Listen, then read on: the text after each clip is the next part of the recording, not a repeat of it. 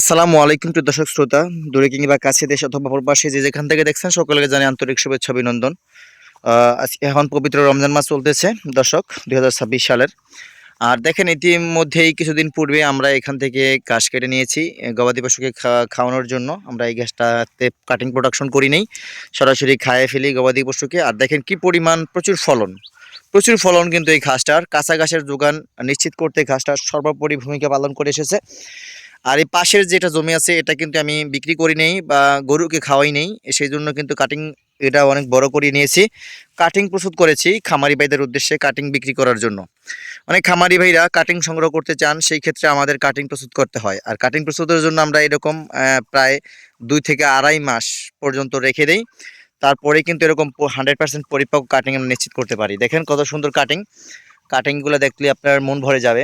প্রচুর সমস্ত জমি জুড়ে কিন্তু কাটিং দর্শক।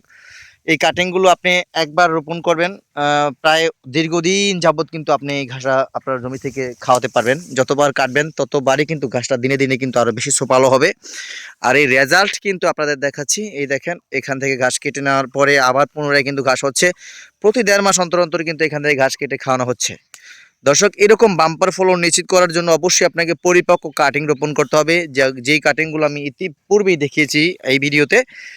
আপনি আর দেরি না করে স্ক্রিনে দেওয়া নাম্বারে যোগাযোগ করে কাটিং সংগ্রহ করতে পারেন। আমার কাছে রয়েছে প্রচুর পরিমাণ কাটিংয়ের স্টক বর্তমানে। যারা ওয়ান হাইব্রিড ঘাসের ডক্টর জহির স্যারের চীন থেকে সংগ্রহ করে যাত্রী, আপনি চাইলে স্ক্রিনে দেওয়া নাম্বারে যোগাযোগ করে সংগ্রহ করতে পারেন। বাংলাদেশের 64 জেলা উপজেলায় সর্বস্তরে আমরা পরিপক্ক কাটিংগুলো ডেলিভারি দিয়ে থাকি।